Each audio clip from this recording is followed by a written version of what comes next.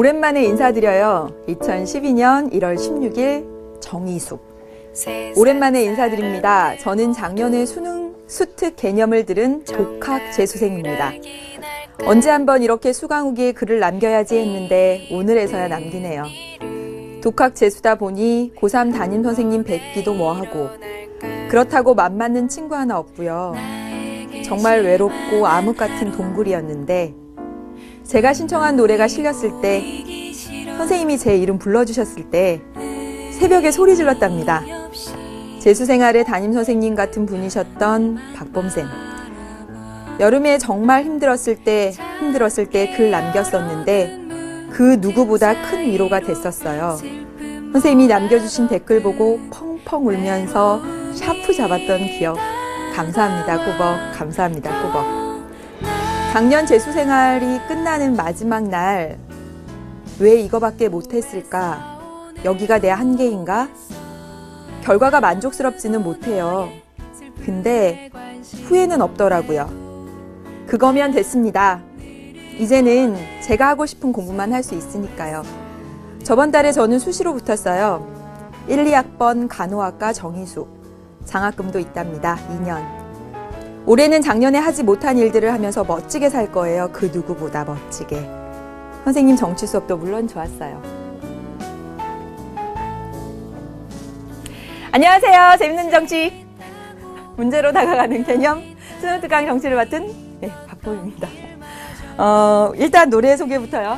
노래는 옥상달빛의 수고했어 오늘도 라는 노래랍니다. 정말 많은 학생들이 이 노래 신청해 주었어요. 2012년 2월 27일 최유정, 3월 1일 서지희, 2월 7일 안수연, 2월 13일 김윤경, 2월 17일 윤빛나 학생이 정말 몇 명이죠? 5명이나 추천해 준 노래와 함께 정의숙 학생의 글을, 수강후기를 소개해 드렸습니다. 저는 이거 읽고 나서, 여러분에게 읽어드리고 나서 이렇게 묻고 싶네요. 여러분, 정말 이 수험생활 다 끝나고 난 다음에 여러분도 이수기처럼 이 정도면 됐습니다. 그거면 됐습니다. 라고 할 수 있을까요? 꼭 그러셨으면 좋겠다는 생각이 듭니다. 스스로, 네, 이 정도면 됐습니다. 그거면 됐습니다. 하는 정도까지 해주시길 부탁드릴게요. 또 하나. 정의숙. 멋지게 살겠다고 했는데 멋지게 살고 있는지 궁금하네요. 여러분도 내년에 꼭 멋지게 사시길 바라겠습니다. 오래 사는 것도 멋진 삶이에요, 여러분. 아무튼 여러분 이제 한 판으로 개념 정리 국회 부분을 하는데요. 입법부 부분을 하는데 이제 한 판이 거의 한 판이 아닙니다. 지난 시간 요만큼 떨어져 나가고 이번 시간 반 채워지고 그러니까 한 판의 의미가 많이 퇴색됐는데 게다가 선생님이 한 판의 의미를 조금 퇴색시켜도 괜찮다라고 생각한 이유가 뭐였냐면 정말 한 판에 정리하다 보니까 글씨가 깨알처럼 되는 거예요. 어떤 학생들은 좋다고 한 판에 쫙 이렇게 일목요연하게 정리되기가 좋다고 하는데 많은 학생들이 이렇게 PMP로 듣잖아요. 그러면 그 깨알들이 정말 안 보이나 봐요. 그래서 한 판이 될 때는 한 판을 하지만 한 판으로 하기에 너무 빽빽하거나 그러면 과감히 한 판을 찢자. 이렇게 생각을 했습니다. 그래서 이번 시간에 지난 시간에 이어가는 한 판 국회 권한에 대해서 먼저 정리를 해보도록 하겠습니다. 여러분 지난 시간에 이번 시간이 우리 13번째 주제죠. 13번째 주제 입법 과정과 입법부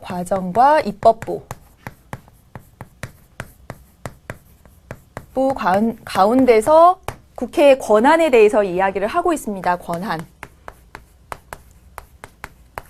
여러분, 입법부는 국민의 대표기관이죠. 대표기관인 입법부, 국회를 입법부라고 부르는 이유는 가장 대표적인 권한이 입법 권한이 있기 때문입니다. 그래서 여러분, 입법 권한 지난 시간에 대표적으로 헌법 개정에 대한 얘기, 그리고 법률안 제정 개정에 관한 얘기, 또요, 여러분, 조약의 비준 동의에 대한 얘기까지 해보았습니다. 그리고 헌법기관 구성권 해서 국무총리, 감사원장, 대법원장, 대법관, 헌법재판소장 등의 임명에 있어서 동의권을 행사한다라는 이야기도 했죠.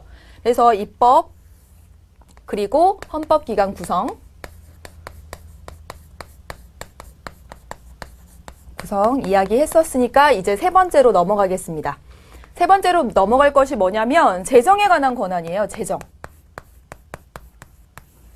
돈을 쓰는 문제에 관한 그런 권한을 바로 국회가 가지고 있죠. 그래서 한 두 가지 정도로 이야기를 해보면 첫 번째는 조세의 종목을 정하고 그리고 세율을 결정합니다. 이 세금을 걷는 문제는 개인의, 국민의 재산권에 이렇게 그 세금을 부담하는 문제가 개인의 재산권에 어떤 강제적인 요소가 있는 부분이 되잖아요. 그렇기 때문에 국민의 대표기관이 그것을 맡아서 한다라는 의의가 들어간 거죠. 그래서 조세의 종목과 세율을 결정하고요. 그리고 정말 중요한 얘기, 예산안의 심의 확정. 예산안 심의 확정. 그리고 결산 심사입니다. 여러분, 이 정도까지는 안 나올 거라는 생각이 들긴 하지만 여러분, 국회는요, 결산을 심사하고요. 감사원은 우리가 행정부 가서 또 하게 되겠지만 다음 강 정도 되겠죠. 감사원은 결산을 검사합니다. 그래서 이거 그냥 이거에 의미 두지 않으면 여기도 결산이고 저기도 결산인데 이렇게 생각을 하시거든요. 감사원이 결산을 검사한 다음에 국회로 보내고요. 그래서 국회에서 그 결산 내용을 심사하게 된다는 거죠. 그래서 결산 심사는 국회에 해당이 됩니다. 아무튼 조금 깊게 들어갔어요. 그런데 선생님이 예산안 심의 확정에 지금 이렇게 붉은색으로 표시를 했습니다. 이 부분은 조금 기억을 해두셔야 되죠. 예산안 심의 확정 과정을 다 외운다? 물론 어려운 일입니다. 하지만 법률의 재정 개정 과정과 거의 유사하다라고 생각을 하시면 됩니다. 법률안이 제출되는 것과 마찬가지로 예산안이 제출됩니다. 누가 제출하겠어요? 이 돈 쓰겠어요? 라고 정부가 제출하죠. 정부가 제출합니다. 누구한테? 국회의장한테. 그러면 여러분 법률안 할 때 어디로 가죠? 본회의 가기 전에 상임위원회로 가죠. 상임위원회로 갑니다. 그래서 각각의 상임위원회에서 먼저 예비 심사를 합니다. 외교통상부가 이러한 명목으로 돈을 쓰겠다라고 예산안을 내면 외교통상위원회에서 먼저 예비 심사를 하는 거죠. 그리고 나서 여러분 예산결산특별위원회라는 게 있습니다. 예산결산특별위원회, 특위 이렇게 쓸게요, 여러분. 특위 이렇게 있습니다. 여기서 아주 종합적인 심사를 하죠. 그리고 본회의로 가서 이제 의결되면 공고됩니다. 네, 이런 과정이에요. 여러분 보시면요. 법률안 할 때 국회의장, 상임위원회. 여기는 예산에 대한 얘기니까 예산결산특별위원회가 들어간 것이고요. 본회의, 상임위원회 하는 과정들 똑같이 거쳐갑니다. 여러분. 그리고 여러분 꼭 알아두셔야 될 것. 네, 법률안은요. 국회의장이 받아서 상임위원회에서 이게 지지부진하고 여기서 막 의결이 안 되고 그러고 있으면 국회의장이 아주 예외적인 상황으로서 이렇게 본회의에 직접 보낼 수 있죠. 이걸 뭐라고 했습니까, 여러분? 반듯한가요? 요즘 이거 되게 관심 있습니다. 반듯하게 잘 돼야 된다는 거. 직권상정이라고 하죠. 그런데 이 예산안의 심의 확정에 대해서는 국회의장이 바로 여기로 이렇게 보내는 거 안 됩니다. 반드시 상임위원회 예비심사 거쳐야 하고 예산결산특별위원회 종합심사 거쳐야 합니다. 네. 또 하나, 우리 법률안 제정 개정할 때 본회의의 의결 정족수가 어떻게 됐죠? 제적 과반수가 출석하고, 그렇죠? 출석의 과반수가 찬성했던 것과 똑같습니다. 네, 이거와 똑같아요. 그래서 여기 의결 정족수도 똑같습니다. 그리고 또 하나만 더 말씀드리면, 추가적으로 말씀드리면, 이 예산안의 제출은 다음 회계년도 시작 90일 전까지. 다음 회계년도 시작이 언제냐면 말이 조금 어려운데 1월 1일부터입니다. 우리가 1월 1일 되면 가계부 새로 꺼내서 이제 올해는 이렇게 해야지 하는 것과 마찬가지로 내년 1월 1일이 되기 90일 전에 내년에 돈 이렇게 쓰겠습니다 라고 정부가 제출하면 본회의에서는 언제까지 의결해 줘야 되냐면 국회는 다음 회계년도 시작 30일 전까지. 다음 회계인 연도 시작 30일 전까지 보통 12월 2일이 됩니다. 그러면 30일 전이 되죠? 1월 1일 전. 네. 그러니까 이때까지 의결하도록 되어 있습니다. 그래서 여러분 예산안 심의 확정 과정에 대해서 보았고 막 이렇게 구체적으로 외우실 필요는 절대 없지만 법률안의 과정과 비슷하다. 다만 상임위원회와 예산결산특별위원회가 들어가고 이 과정 건너뛰면 안 된다. 이렇게 생각해 두시면 되겠습니다. 그래서 여러분 재정에 관한 권한도 봤어요. 재정에 관한 권한도 봤고 선생님이 지금 개념 강의 듣고 많은 학생들이 여기 들을 텐데 그래서 선생님이 압축적으로 하는 부분들이 상당히 있긴 한데 여러분 만약에 하면서 좀 어려운 부분들이 있다라고 한다면 개념 강의 듣고 온 학생이라고 할지라도 다시 한번 가서 또 이렇게 아주 친절하고 자세한 설명을 다시 한번 들어주시기를 부탁드릴게요. 이런 부분들은 특히나 우리가 경험해 본 부분들이 아니기 때문에 그냥 말로 설명이 되는 부분이라서 여러분들이 몇 번 반복해서 보실 필요가 있다라는 거죠. 경험이 탁 되면 경험하면 바로 이해되는데 선거 과정도 그렇습니다, 여러분. 그래서 어른들은 보다 더 잘 이해를 해요. 여러분은 해보지 않았기 때문에 더 어렵다는 생각이 들죠. 그래서 재정에 관한 권한 봤고요. 그리고 더 쓰겠습니다. 옆으로 와야 되겠네요. 요 밑에다가 여러분은 써주세요. 네, 국정감시 통제 권한. 감시 통제 권한. 여러분 국정감시 통제 권한을 선생님이 한 3개 정도로 이렇게 쓰겠습니다. 네, 첫 번째는 뭐냐면 탄핵소추와 해임 건의예요. 여러분 국정감시 통제 권한이라는 것이 무엇이냐면 나라 정치를 잘하고 있는지 아닌지 국민의 대표 기관으로서 감시하고 통제하겠다라는 겁니다. 그래서 법률이 정한 공무원, 공직자 또는 대통령 등이 위법한 행위를 했을 때, 위법 또는 헌법에 위배되는 일을 했을 때, 그랬을 때 탄핵소추를 의결할 수 있습니다. 탄핵소추가 되면, 이런 경우에 탄핵소추가 되면 어떻게 되냐면요. 바로 직무가 정지됩니다. 그리고 어디로 가게 되냐면 헌법재판소로 가게 되죠. 많은 학생들이 이 탄핵소추에 관해서는 이해를 잘하는 편이에요. 그것이 왜냐하면 몇 년 전에 정말 우리 현실에서 일어났고 여러분들이 직접 보셨기 때문에 이 부분들은 잘 이해를 합니다. 탄핵소추는 위법하거나 위헌적인 그런 행동이 있었을 때, 그런 직무집행이 있었을 때 그거와 관련해서 국회에서 의결하는 것이고요. 그 탄핵소추가 의결되면 직무가 정지되고 헌법재판소로 가게 됩니다. 그런데 여러분 해임 건의는 달라요. 해임 건의권입니다, 여러분. 네. 그래서 이것은 어떤 경우냐면 위법한 사항이 아닙니다. 어떤 사항이냐면 저 장관 너무 정치를 못합니다. 라는 어떤 정치적 책임을 묻는 거예요. 정치적 책임을 묻는 겁니다. 여러분 국회에서 이 정치적 책임을 물어서 어떤 장관에 대해서 해임이 건의되면 이 해임 건의에 대해서는 대통령을 구속하지 않습니다. 다시 말하면 이게 무슨 말이냐면 해임 건의가 됐다라고 해서 반드시 대통령이 그거에 따라서 해임을 시킬 필요는 없다는 거죠. 다만 대통령에 대한 정치적 압박의 수단이 되는 거죠. 압박의 수단이 되는 겁니다. 그래서 대통령을 구속하지는 않는다. 여러분 요거랑 요랑 이렇게 차이가 있죠. 네. 또 볼게요. 또 볼 거 뭐 있냐면 국정감사와 국정조사입니다. 정말 심심치 않게 나오죠. 여기 감사고 여기 조사입니다. 감사는 매년 한 번, 매년 1회 정기국회 기간에 국정 전반에 대해서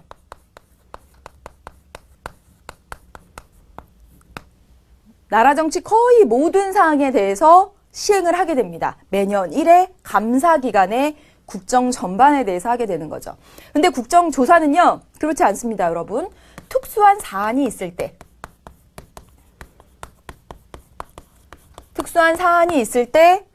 그때 그 사안에 대해서만 조사를 하게 되는 겁니다. 감사, 조사, 여러분 다르다는 거 보세요. 꼭 확인하세요. 그리고 이 구체적인 사례나 내용들에 대해서는 개념 강의 한번 참고해 주시길 부탁드리고 또 하나 더 말씀드리면 뭐 있냐면 동의 승인권 이런 것 있습니다. 대통령의 행위에 대해서 동의를 해주거나 또는 승인을 해줌으로써 국정을 감시하고 통제하는 거죠. 여러분 동의랑 승인의 차이점은 뭐냐면 동의는 그 대통령의 그 직무 어떤 행동이 일어나기 전에 사전에 하는 것이고요. 승인은 예를 들어서 대통령이 긴급 명령을 발표했어요. 네, 긴급 명령을 내렸어요. 긴급 명령을 내렸어요. 아주 위급한 상황이 되겠죠. 그런 경우에 긴급 명령을 먼저 내리고 나서 사후에 국회에 나 지금 긴급 명령 내렸거든. 승인해 줄래? 이것은 사후 승인입니다. 동의나 승인을 통해서 나라 정치를 감시하고 통제한다. 동의, 승인 이렇게 보았습니다. 여러분 조금 이따가 우리 수능 특강 교재의 자료 통해서 동의나 승인의 구체적인 내용들도 다시 볼 수가 있습니다. 또 기타 보면요. 이런 것도 있어요. 계엄 해제 요구권.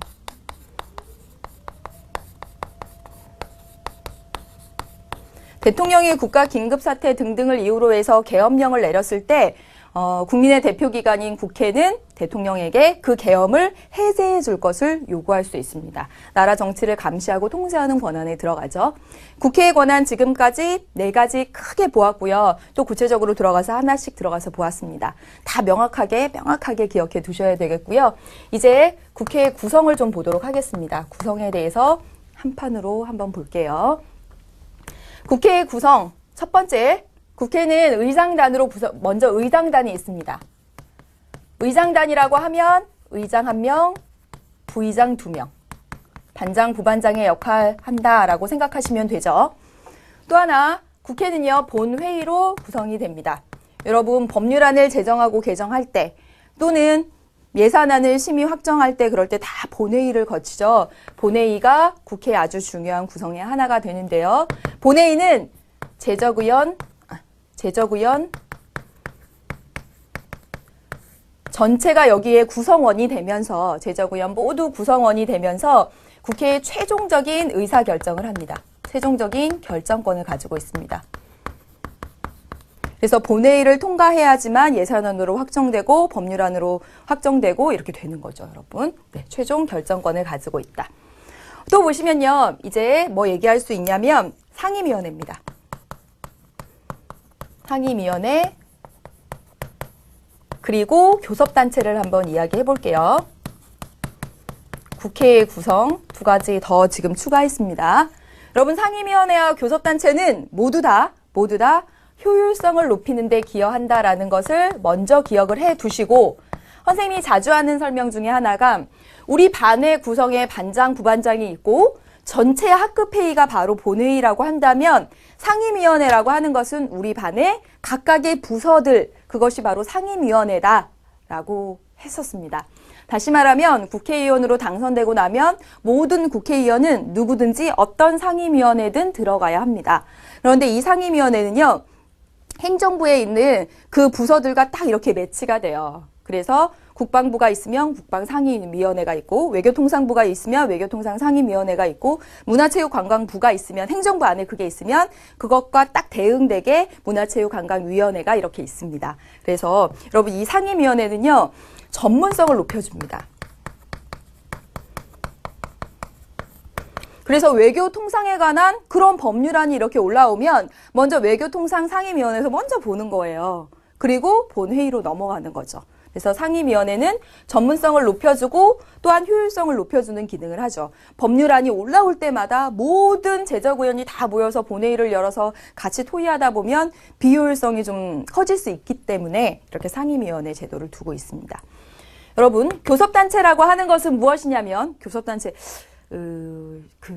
총선에 관심이 많은 학생들은 아마 많이 들으셨을 텐데 우리 새누리당 또는 민주통합당 말고 그 외의 정당들이 신문 기사에 보면 막 이런 얘기합니다. 이번 총선을 통해서 교섭단체를 구성하도록 하겠다.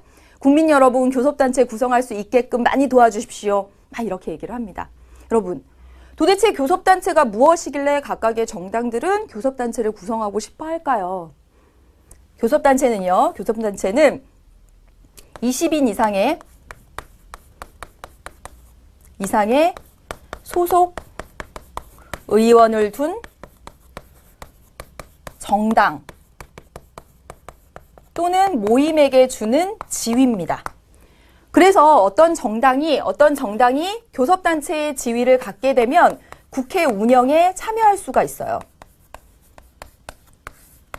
회의는 언제 열 건지, 이번에 정기국회가 열렸는데 언제부터 언제까지 국정감사를 하고 그 일정을 어떻게 할 것인지, 또는 교섭단체를 구성한 정당을 중심으로 해서 이 상임위원회의 위원장 자리를 이렇게 줍니다. 따라서 교섭단체를 구성해야지만 하나의 아주 당당한 정당으로 인정을 받는 거예요. 그래서 현재 우리나라의 교섭단체를 구성한 정당은 새누리당과 민주통합당밖에 없습니다. 그래서 그 외에 제3의 정당들이 국민 여러분 도와주세요. 20명 이상을 만들어서 우리가 교섭단체를 구성해 보도록 하겠습니다. 국회 운영에 적극적으로 참여해 보겠습니다. 여러분, 교섭단체 역시도 효율성을 높여주는 기능을 합니다. 왜냐하면 실제로 의석을 한 석이라도 배출한 정당들은 꽤 여러 개의 정당들이 돼요. 예를 들어서 한 10개의 정당이 한 석이라도 배출했다라고 해봅시다. 그 정당들이 모두 모여서 국회 일정을 논의하고 또 상임위원회 자리를 서로 차지하려고 하다 보면 정말 비효율적일 수밖에 없겠죠. 따라서 국회 운영을 효율적으로 하기 위해서 교섭단체를 구성한 정당들끼리 모여서 국회 운영을 토의하고 일정을 짜고 이러도록 하는 권한들을 주는 겁니다. 그래서 교섭단체와 상임위원회 보았습니다. 여러분, 정말 지금 이렇게 국회 구성을 이야기하면서 국회의원이 전제되지 않을 수가 없죠. 국회의원이 국회를 구성한다라고 말하는 것도 사실 말할 필요도 없는 거지만 이 국회의원 관련해서 여기서 구성해서 하나 더 추가로 딱 가서 이 국회의원의 특권에 대해서만 조금 써보도록 하겠습니다. 국회의원만이 가진 특권 2가지가 있습니다. 하나는 뭐냐면 면책특권이 되고요. 또 하나는 불체포특권이 됩니다. 선생님이 문제로 다가가는 개념에서 이 사례까지 다 해두었으니까 사례를 통해 보시면 더 잘 이해가 됩니다. 면책특권이란 무엇이냐면 면책특권이나 불체포특권 모두의 존재 이유는 바로 국회의원이 국민의 대표로서 활동할 때 자주성을 높여주는, 어디 눈치도 보지 말고 정말 국익을 위해서, 국민을 위해서 행동해라, 그러라고 준 권한입니다.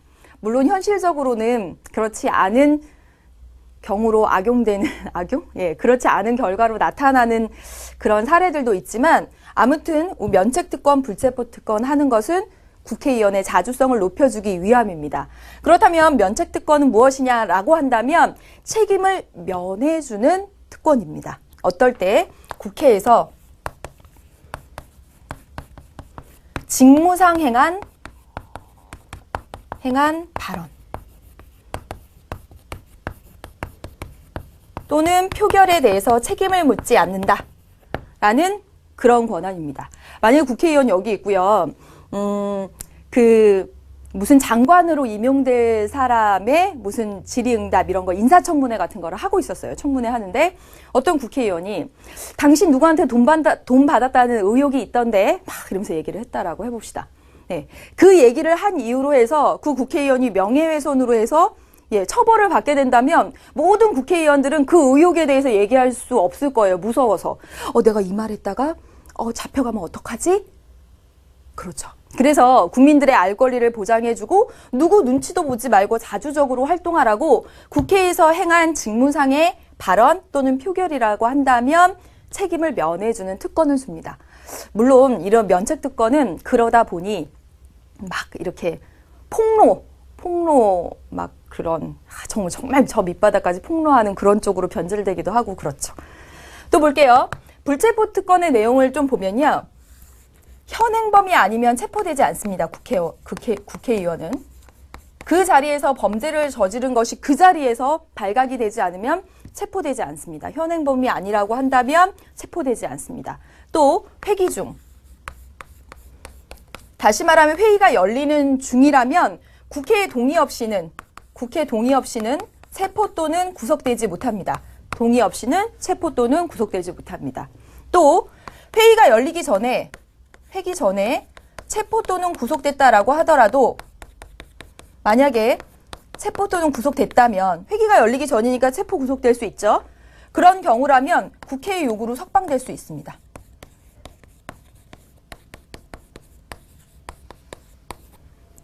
여러분 이 내용 이해되시나요? 이것 역시도 여러분 체포의 주체가 어디냐면요. 그 행정부입니다. 여러분 검찰은요 행정부입니다. 그래서 국회의원이 어떠한 이유로 체포될 때 그것은 입법부를 행정부가 구속하는 그런 결과를 낳을 수 있어요. 따라서 국회의원 있잖아. 국민의 대표기관으로서 행정부 눈치 보지 않게 해줄게. 따라서 현행범이 아니면 또 회기 중에 국회의 동의가 없으면 회기 전에 체포되었다고 하더라도 국회의 요구가 있으면 석방될 수 있게 해줄게. 행정부로부터 구속되지 않게 자주적으로 활동하라고. 라고 해서 국회의원의 특권까지 보았습니다. 지금 구성과 특권 이렇게 보았어요. 이제 여러분 보세요. 국회의 권한 4가지. 그리고 국회는 어떻게 구성되었는지 상임위원회, 교섭단체, 본회의 등등 보았고 국회의원의 특권까지 보았습니다. 이제 남은 거 마지막 하나예요. 국회에서 남은 거는 마지막 하나입니다. 여러분 그러면 지금 국회에서 덩어리는 몇 판이 되냐면 국회의 권한 1판, 국회의 구성 1판, 그리고 국회의 회의에 관한 내용 1판입니다. 회의. 여러분 국회에는요. 국회의원들은 매일매일 가서 우리처럼 월요일날 가서 금요일날 퇴근하는 거 아닙니다. 네, 참 좋겠죠. 네, 그래서 상시적으로 열리지 않는다라고 합니다. 우리나라는요. 정기적으로는 바로 회의 기간이 언제냐면 그걸 정기국회 기간이라고 하거든요. 정기회 또는 정기국회라고 합니다. 정기국회 기간은 기간은 매년 한 번이고요. 1회. 네. 언제냐면 9월 1일부터입니다. 9월 1일부터. 그런데 100일을 넘기지 못하도록 되어 있습니다. 100일 이내로 되어 있습니다. 자, 보세요. 정기회는 매년 한 번, 9월 1일부터 100일을 초과하지 못하도록 되어 있습니다. 따라서 국회의원 당선되고 임시회를 열지 않으면 9월 1일부터 100일만 일하면 됩니다. 또한 이 100일 동안도 월요일부터 금요일까지 매일 가서 토요일을 쉬고 그렇게 일하는 거 아니고요. 회의 본회의 일정을 다 잡습니다. 그런 일정을 잡는 데 주도적인 역할을 하는 것이 교섭단체들이 되는 거고요. 그래서 임시회는 정말 어떤 때 열리는 거냐면 보세요. 대통령의 요구가 있을 때 대통령의 요구 또는 국회 제적의원 4분의 1 이상의 요구가 있을 때 여러분 이거 외우셔야 되겠죠? 네, 여러분 골탕 먹이려고 이런 숫자로 납니다. 여러분 대통령 또는 국회 제적의원 4분의 1 이상의 요구가 있을 때 임시회가 열립니다. 그러면 여러분 여기서 꼭 기억하셔야 될 거 있습니다. 정기의 기간이건 임시의 기간이건 공통적으로 국회에서 하는 일은 법률안을 만들거나 개정하거나 하는 일은 공통적으로 합니다. 그것이 가장 큰 권한이 되니까요. 그래서 우리가 입법부라고 부르는 것입니다. 그래서 정기국회 기간이든 임시의 기간이든 간에 법률을 개정하는 일은 하게 됩니다. 그리고 여기 빠졌네요. 임시의 기간은 30일을 넘길 수 없습니다. 30일 이내. 네. 그럼 보세요. 그런데 특별히 정기의 기간에 꼭 하는 일이 있어요. 뭐냐면 국정감사입니다. 선생님이 국정감사 뭐라고 했었죠?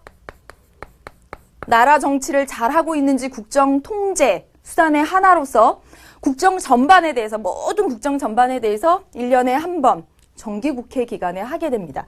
그래서 우리가 문제를 풀 때 국정감사 어쩌고 저쩌고 얘기가 나오면 정기국회 기간이 열린 거구나. 이렇게 생각하시면 됩니다. 네, 국정감사를 하고요. 정기국회 기간에는 또 하나 하는 거 예산안 심의입니다. 심의, 의결, 확정. 을 정기국회 기간에 하게 되는 거죠. 예산안 심의를 정기국회 기간에 하게 됩니다. 확정을 빼겠습니다. 이렇게요. 네. 그래서 정기회와 임시회 내용들, 기간들, 그리고 특히나 정기회는 국정감사와 예산안 심의가 이루어진다. 이렇게 기억하시면 되겠습니다. 그래놓고 우리가 회의의 원칙을 4가지 얘기할 수 있어요.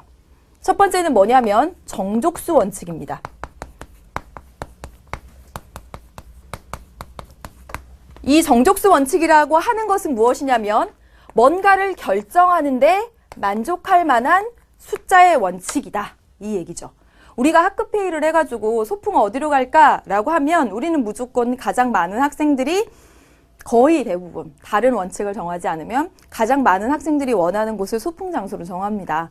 그렇죠. 그런데 국회에서 의결할 때는요. 국회에서 의결할 때는 그 결정에 만족할 만한 숫자의 원칙이 있습니다. 그래서 일반적으로는 어떻게 하냐면요. 일반적으로는 재적의원 과반수가 출석해서 이 출석한 위원회 과반수가 찬성하는 것. 이게 바로 일반 의결 정족수입니다. 그래서 만약에 재적의원 과반수도 출석하지 못한 상태에서 뭐 거의 대부분 찬성했다라고 하면 그 결정이 이루어지지 않는 거예요. 결정에 만족할 만한 숫자의 원칙. 그래서 일반 의결 정족수가 이렇게 있고요. 일반적인 모든 사항들은 거의 이렇게 합니다. 그런데 특별한 경우는요. 그 사안마다 다른 의결 정족수를 두고 있어요. 그래서 우리 교재에 보면 130쪽의 심화탐구에 쭉 표로 나와 있습니다. 여러분 이 내용은요. 제가 여러분과 함께 할 겁니다. 그리고 거의 전체적으로 여러분이 다 암기를 하셔야 되는데 어떻게 암기하셔야 될지도 말씀드리겠습니다. 정말 거의 다 이 내용은 여러분이 하셔야 돼요. 130페이지에 있습니다. 그래서 특별 의결 정족수는 130페이지 보고 말씀을 드릴게요. 그래서 회의할 때 정족수 원칙이 적용되고 또 하나 회의 공개 원칙이 있습니다.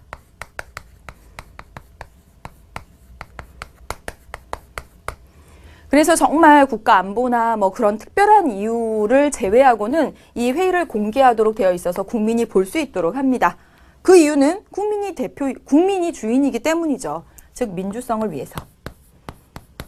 민주성을 높이기 위해서. 또 보세요. 여러분이 정말 어려워하는 회기 계속의 원칙과 의 원칙과 일사부재의 원칙까지 설명을 드릴게요. 보세요, 여러분. 회기를 학생들이 어떻게 생각하냐면 저번에 어떤 질문을 받았냐면요. 선생님이 회기 계속의 원칙을 해볼게요. 이 회기라고 하는 것은 올해 한 회기, 내년에 다음 회기 이렇지 않습니다. 그럼 회기는요. 회의 시간이라고 생각하시면 됩니다. 그렇기 때문에 올해도 몇 번의 회기를 맞을 수 있는 거예요. 다음 회의 시간, 즉 회기가 1년 단위다라고 생각하시면 안 되고요. 한 해에도 몇 번의 회의 시간이 있다. 이렇게 생각을 하시고 보세요. 어쨌든 뭐 이번 회기 시간에 뭐 234차 회기 이렇게 해봅시다. 회기 시간에 정말 여러 개의 안건들이 나올 거 아니에요. 법률안들이. 그래서 보시면 별표 안건, 동그라미 안건, 세모 안건 이렇게 있습니다. 여러분 이 별표 안건은 의결되었다라고 해봅시다. 의결. 네, 회의 시간에. 그리고 이 안건은 부결되었다라고 해봅시다. 부결. 그리고 세모 안건은 의결되지 못함이라고 해봅시다. 여러분 이 차이가 뭡니까? 의결된 것은 이 안건이 결정이 난 거예요. 이대로 하기로 결정이 난 것이고 부결된 것은 이거 아니야. 이렇게 된 겁니다. 의결되지 못한 거는요. 계속 논의를 거치다가 합의가 안 이루어져서 그럴 수도 있고 미처 시간이 없어서 촉박해서 그 안건을 미처 다루지도 못할 수도 있고 뭐 그렇습니다. 그럼 보세요. 왜냐하면 한 회기 동안에 다뤄야 될 안건들이 정말 많기 때문에. 그럼 보세요. 235차 회기가 다음번에 있겠죠. 그러면 이 의결되지 못한 세모 안건은 버려지는 것이 아니라 다음 회의 시간에 자동적으로 계속해서 토의하게 된다라는 원칙이 회기 계속의 원칙입니다. 되셨나요, 여러분? 네, 이거예요. 이게 회기 계속의 원칙이에요. 의결되지 못한 안건은 다음 회의 시간에 계속해서 토의하도록 한다라는 겁니다. 버려지지 않고, 폐기하지 않고. 또 볼게요. 이제 일사부재의 원칙을 보도록 하겠습니다. 여러분, 이 한 회의 시간에 이건 이미 부결됐죠? 이건 이미 부결됐습니다. 부결된 안건을 일사부재의 원칙은 한 가지 안건에 대해서 다시 논의하지 않는다라는 원칙입니다. 다시 말하면 뭐냐면 이거 부결된 안건이에요. 부결된 안건은 동일한 회의 시간에 회기 중에 다시 논의하지 않는다. 왜 다시 논의하지 않게 할까요, 여러분? 지금 이 세모 안건은 미처 의결되지도 못했고 이것뿐만 아니라 정말 많은 안건들이 이렇게 밀려 있습니다. 정말 많은 안건들이 이 회의 시간에 해야 될 안건들이 많은데 이미 이거 아니다라고 한 안건을 또 하고 또 하고 또 하고 하게 되면 정말 회의가 늘어지고 효율성이 떨어지죠. 그래서 이 회기 계속의 원칙과 일사부재이 원칙의 차이점을 여러분 보시고 의결되지 못한 거는 다음 회기에 계속한다. 부결된 것은 그 회기에는 다시 논의하지 않는다. 라는 의미입니다. 이 두 가지 다 회의의 효율성을 높이기 위해서입니다. 왜냐하면 부결된 안건을 가지고 부결됐어요. 부결되었다는 얘기는 소수의 의사가 이렇게 되고 다수의 의사 쪽으로 가서 그게 그 안건을 제출한 게 소수의 의사가 되었다라는 얘기죠. 그렇죠. 소수가 제출을 해서 소수가 진 거잖아요. 어쨌든 다수결로 하게 되니까. 즉 부결되었다라는 얘기는 소수의 의견이다라는 얘기가 됩니다. 그런데 그것을 다시 논의하자 누가 그러겠어요? 소수가 그러겠죠. 이 일사부재의 원칙을 두는 이유는 소수파의 의사 진행 방해를 막기 위해서 하기 위함입니다. 네. 여러분 여기까지 봤어요. 여러분 국회에 관련해서 여러분 모두 세 판을 보셨습니다. 국회 권한, 그리고 국회 구성, 그리고 국회 회의입니다. 어느 것 하나 안 중요한 게 없어요, 여러분. 네, 여기까지 봤고요. 우리 교재에 있는 내용들 이제 하나하나 제시문들 한번 확인해 보고 그리고 문제로 다가가는 개념 풀어보고 그렇게 하도록 하겠습니다. 여러분 우리 교재 어디 피냐면요. 137쪽입니다. 아니 127쪽이에요. 127쪽 제일 하단에 보겠습니다. 보시면 우리나라는 이 입법 과정에서 대통령의 거부권이 있죠. 한번 그 내용을 좀 더 읽어보도록 할게요. 대통령의 거부권은 국회가 의결해서 정부에 이송되어 온 법률안에 대해서 이의가 있는 경우에 대통령이 국회에 재의결을 요구하는 것을 말합니다. 이 권한은요, 권력 분립의 구조 하에서 국회의 법률 제정권을 견제하는 기능, 다시 말하면 대통령제 하에서 행정부가 입법부를 견제하는 아주 대표적인 기능입니다. 따라서 이 거부권은요, 대통령제에서 아주 전형적으로 나타나는 그런 권한이죠.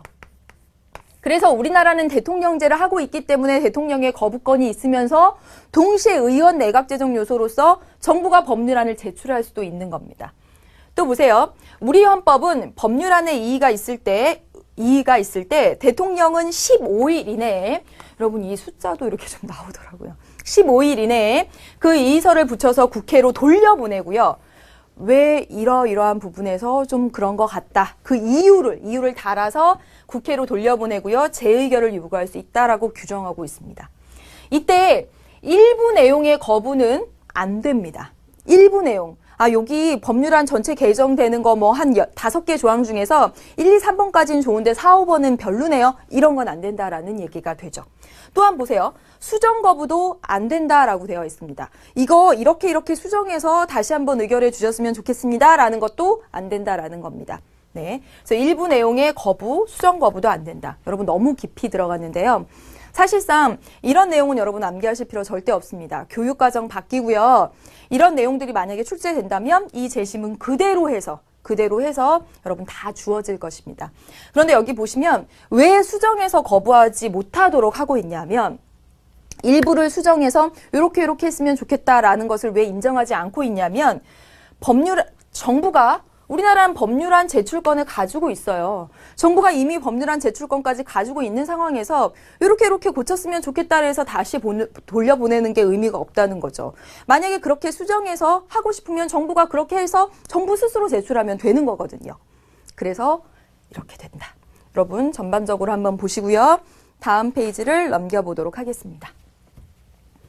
128쪽에 보시면 면책특권과 불체포특권의 의의 있죠? 한 번만 더 읽어보겠습니다. 면책특권은 국회의원의 국민의 대표자로서 지위에 있는 의원이 집행부로부터 부당한 탄압이나 압력이 없이 자신의 양심에 따라서 의회 내에서 자유로운 토론을 할 수 있도록, 그래서 국회 내에서 행한 직무상의 발언이나 표결에 대해서는 책임을 묻지 않는다라는 것이고요. 불체포특권은 원래 영국에서 의회 민주주의 발전 과정에서 국왕에 대항하여 국회의원이 획득한 특권의 하나래요. 그래서 오늘날은 집행부에 의한 불법 부당한 탄압을 방지해서 자주적인 활동과 직무 수행을 원활하게 하려는데 그 의의가 있습니다. 그래서 이 둘 모두 자주성과 독립성을 확보하려는데 목적이 있다라는 것까지 보았습니다. 여러분 이제 129쪽의 아래 내용도 또 보겠습니다. 단원제와 양원제의 다른 점은 무엇인가요? 네, 개념 강의에서는 단원제, 양원제 가지고도 좀 긴 시간을 이야기를 했었는데 여러분 여기서는 아주 간략하게 보도록 하겠습니다. 여러분 이 원자가 집 원자입니다. 단원제는 국회가 하나의 집으로 구성된 형태, 바로 우리나라와 같은 경우. 양원제는 국회가 두 개의 원으로 구성된 형태, 두 개의 집, 보통은 상원, 하원 이렇게 불리죠. 그래서 바로 미국이 바로 이런 구조가 됩니다. 그래서 의미를 보면 의회를 하나의 합의체 기관으로 구성했고 여기는 두 개의 상호 독립적인 합의체 기관으로 구성을 했다라는 얘기가 되죠. 이 단원제를 하면 하나의 집으로 되어 있습니다. 우리나라처럼. 거기서 의결을 하면 되니까 신속하게, 또 하나만 꾸리면 되니까 비용이 절감되죠. 그리고 어떤 법률안 또는 어떤 결정에 대해서 그 국회 거기 하나밖에 없으니까 책임 소재가 분명합니다. 그렇죠. 그런데 상원, 하원 두 개의 원으로 꾸려진다면 신속한 법리 처리 어렵겠죠. 시간과 비용이 많이 들겠고 당연히 그리고 책임 소재가 불분명할 것입니다. 바로 여기 이렇게 얘기할 수가 있겠습니다. 양원제를 보면요. 하원을 통과하고 상원을 통과해야지만 의결된 것으로 봅니다. 그렇기 때문에 굉장히 신중한 입법을 할 수가 있어요. 미국이 한미 FTA를 통과하는 과정도 보면 하원에서 먼저 하고 상원으로 가고 이런 과정을 거칩니다. 그래서 신중하게 할 수 있고 또 의회와 행정부의 충돌을 완화시켜줍니다. 뭐냐면 행정부와 하원 간에 아주 극단적인 대립이 있을 때 이 상원이 완충작용을 한다든가 이렇게 되는 거죠. 또 보세요. 다수당의 횡포가 견제된다. 무슨 말이냐면 하원에서 다수당이 A당이라면 국민들은 이걸 서로 잘 견제하라고 둘 다 상하원 모두를 A당이 다 다수당을 차지하고 있는 것이 좀 다수당의 횡포가 일어날 수 있다라고 생각이 든다면 국민들이 상원은 B당 다수당으로 뽑아줄 수 있어서 서로 간의 다수당의 횡포를 견제할 수 있게끔 하는 구조가 가능하다는 것입니다. 그렇죠. 그런데 이 반대로 단원제는 하나의 합의체에서 한 번만에 통과가 되니까 경솔한 입법이 된다. 네, 여기 설명을 드렸습니다. 다음 페이지로 이제 넘겨보도록 하겠습니다. 130쪽이에요. 국회에서의 사안별 정족수라고 되어 있습니다. 여러분에게 외워야 될 것들만 말씀을 드릴게요. 보세요. 10명 이상, 여러분 10명 이상, 국회 제적의원 10명 이상은 법률안을 제출할 수 있습니다. 발의한다라는 표현을 쓰죠. 네, 법률안을 발의하려면 10명 이상입니다. 꼭 기억하세요. 5명 이상이다 이런 식으로 해서 시험 문제로 나온 적이 있습니다. 또 보겠습니다, 여러분. 국무총리, 국무위원에 대한 출석 요구 발의가 20명 이상이다. 이 내용은 거의 다루지 않고 있고요. 이 내용만 봅시다. 교섭단체 성립할 때 20명 이상이다. 기억하셔야 될 거 지금 2가지 나왔습니다. 꼭 기억하셔야 될 거. 또 보세요. 국회 제적의원 5분의 1 이상이 참석해야지만 여러분 의사정족수라는 말이 나왔습니다. 우리 보통 어떤 용어를 쓰냐면 의결정족수라는 말을 씁니다. 여기 회의에서 결정하는 데 만족할 만한 숫자를 의결정족수라고 하거든요. 의사정족수는 뭐냐면 회의를 여는 데 필요할 만한 숫자입니다. 회의를 열어야 돼요. 이번 시간에 회의를 열어야 되는데 국회 제적의원에 한 10명밖에 안 왔어요. 그럼 회의 못 연다라는 거죠. 회의를 열기에 최소한 국회 제적의원의 5분의 1 이상은 와야 회의를 열 수 있다. 그 얘기가 됩니다. 여러분 이것까지 외우셔야 하나 싶긴 하지만 좀 이렇게 체크를 해 놓겠습니다. 이제 제적 4분의 1 이상은 여러분 외우셔야 할 부분들이 좀 있죠. 임시국회 소집 요구 했었죠, 여러분. 임시국회 소집 여부, 국정조사 발의. 여러분 이 내용은 여기도 요건 뺍니다. 전원위원회 빼고요. 이 내용과 이 내용은 반드시 기억합니다. 임시국회는 대통령 또는 국회 제적의원 4분의 1 이상의 요구로 열린다. 국정조사도 국회 제적의원 4분의 1 이상으로 열린다. 네, 또 보겠습니다. 국회 제적의원 3분의 1 이상이면 국무총리, 국무위원에 대한 해임 건의 탄핵소추. 자, 보세요. 대통령 빼고 나머지 사람. 똑같이 생각하시면 됩니다. 국무총리, 국무위원, 해임 건의, 대통령 빼고 나머지 사람에 대한 해임 건의 탄핵소추를 발의하는 것, 건을 제출하는 것. 이것은 제적 3분의 1입니다. 다음 넘겨주세요. 이거와 짝지어서 보세요. 해임 건의를 의결하고 탄핵소추를 의결하는 건 과반수입니다. 그러니까 여러분 여기서 기억하셔야 될 거 여기 그림을 그려보면 이렇죠. 네. 국무총리, 국무위원, 대통령 외에 그 밖에 다른 사람들의 탄핵소추나 해임 건의 모두 똑같습니다. 탄핵소추, 해임 건의 모두 발의는 3분의 1 이상.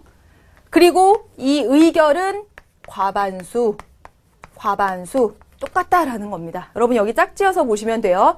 제적 과반수는 국무위원 해임 건의가 아니라 그리고 탄핵소추 의결입니다.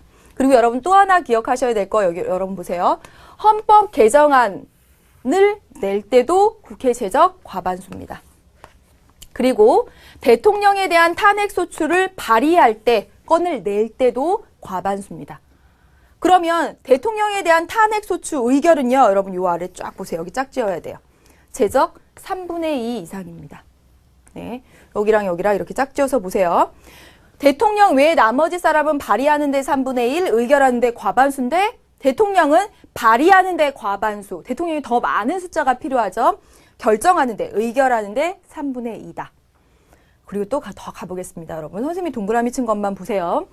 제적의원 과반수 출석하고 출석의원 3분의 2 이상 찬성하는 건 재의결을 요구한 법률안을 의결할 때, 거부권을 행사한 법률안을 재의결할 때 바로 이걸 씁니다. 이것도 역시 알아두셔야 되죠. 또 하나 3분의 2 이상입니다. 3분의 2 이상은 헌법 개정안을 의결할 때, 보세요 여러분. 헌법 개정안을 발의할 때 과반수였고 의결할 때는 3분의 2입니다. 여기랑 여기 짝 지으셔야 되죠? 그렇죠. 그리고 의원의 제명, 상실 결정은 뺍니다. 자, 여러분 보세요. 지금 이렇게 표로 해놓고 나니까 더 어렵다는 생각이 들어요. 분명 그렇습니다. 따라서 이렇게 표로 해놓은 것을 선생님이 지금 정리한다는 차원에서 이렇게 선생님 말씀드리긴 했지만 절대로 이 표로 외우지 않으셨으면 좋겠어요. 헌법 개정안의 순서를 할 때 그때 외우시고, 그리고 탄핵, 대통령 탄핵, 그 다음에 대통령 이외에 탄핵을 할 때 그때 외우시고, 국정감사 또는 국정조사 또는 임시할 때, 그때 나올 때 하나하나씩 해서 외우시는 게 훨씬 낫습니다. 이렇게 모아놓고 단순함게 해버리면 나중에 막 섞입니다. 아시겠죠, 여러분? 선생님이 그때 다 말씀을 드렸던 것으로 기억합니다. 네, 여기까지 하겠습니다, 여러분. 다음 시간에 입법부 마지막 시간이 되는데요. 다음 시간에 부지런히 나가서 문제로 다가가는 개념 풀이하고 또 문제 풀이하도록 하겠습니다. 다음 시간에 만나도록 하죠, 여러분. 안녕.